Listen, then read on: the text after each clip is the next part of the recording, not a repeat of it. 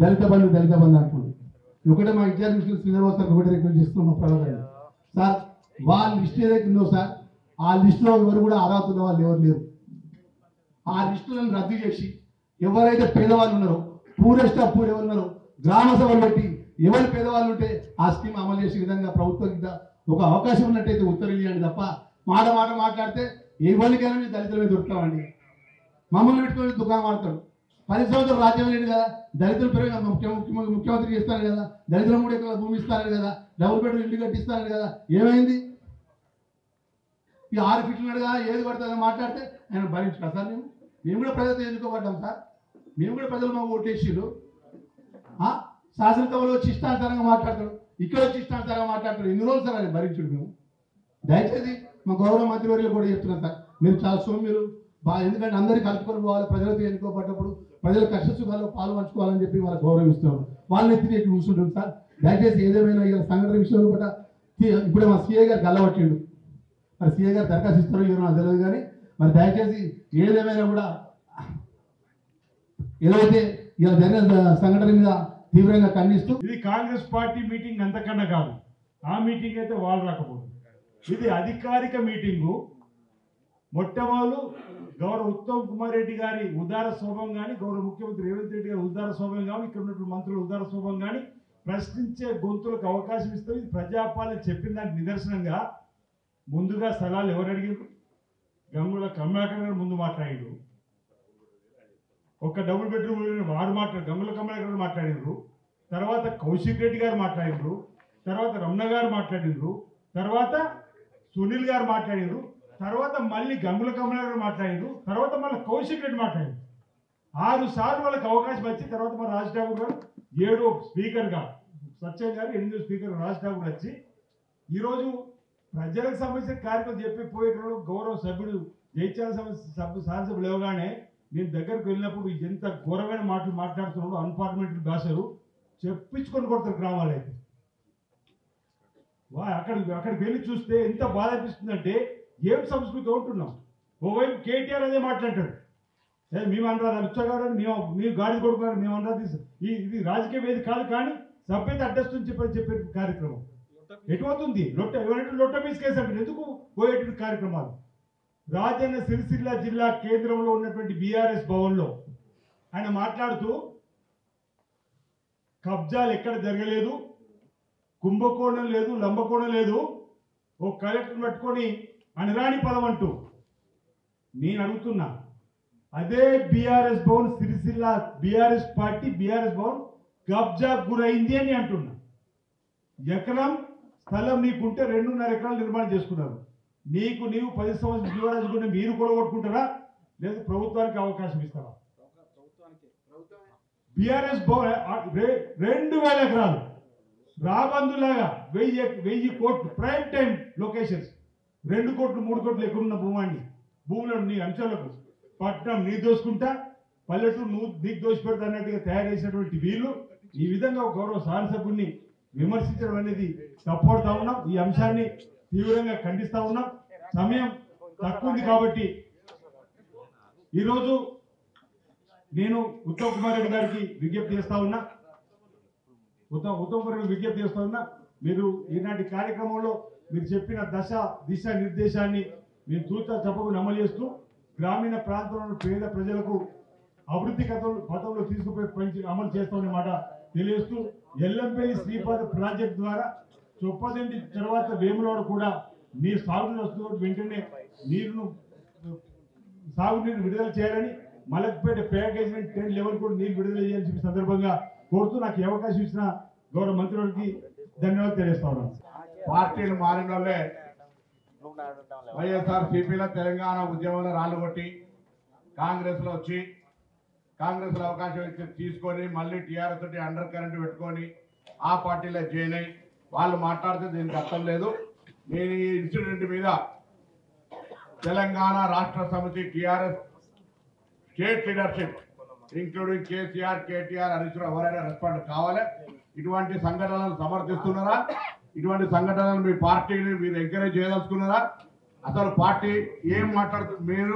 వీళ్ళందరికీ ఆదర్శంగా మీరు అటువంటి బూతు మాటలు నేర్పే స్కూల్ ఏమైనా పెట్టుకున్నారా?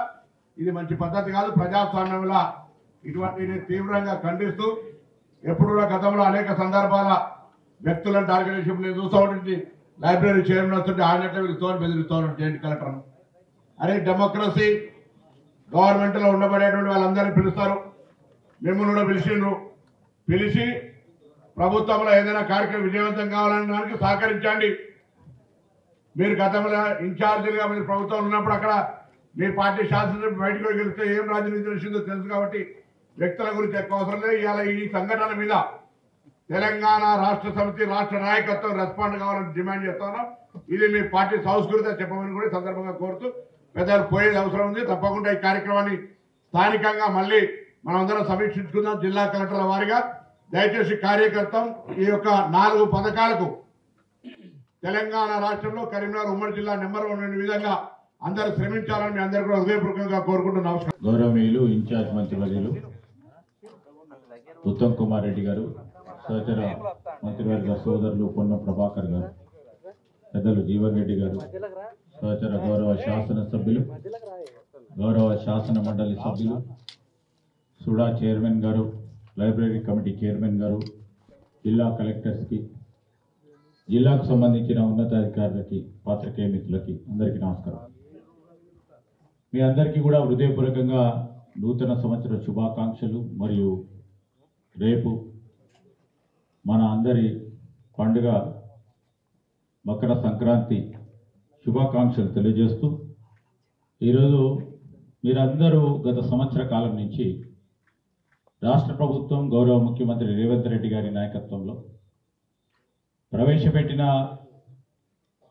సంక్షేమ పథకాలని విజయవంతంగా సంవత్సర కాలం పాటు ప్రజలకు అందజేసే ప్రయత్నంలో ప్రభుత్వ లక్ష్యాలకు అనుగుణంగా మీరందరూ చేస్తూ ఉన్న ప్రయత్నం తప్పకుండా అభినందనీయం. మీ అందరికీ కూడా హృదయపూర్వకంగా అభినందనలు తెలియజేస్తూ ఉన్నాం.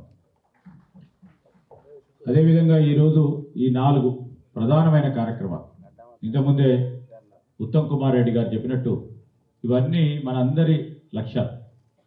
మీరు పనిచేస్తూ ఉన్నది పేదవారి గురించి. ప్రభుత్వ లక్ష్యం పేదవారికి మరి సంక్షేమం అందజేయాలనే ఒక లక్ష్యంతో మీరు అటు ప్రభుత్వ అధికారాల్లో ఉండి ఒక మంచి పని చేస్తే పేదవాళ్ళలో సంతోషం చూస్తామని ఒక చేసే ప్రయత్నంతో మా అందరి లక్ష్యం ఆదర్శం ఈరోజు ప్రభుత్వ లక్ష్యంగా ముందుకు తీసుకెళ్తున్న తరుణంలో నేను జిల్లా కలెక్టర్స్ను కూడా కోరుతా ఉన్నా. ప్రభుత్వానికి సంబంధించి ఒక కార్యాచరణ ఇప్పటికే ఇవ్వబడ్డది.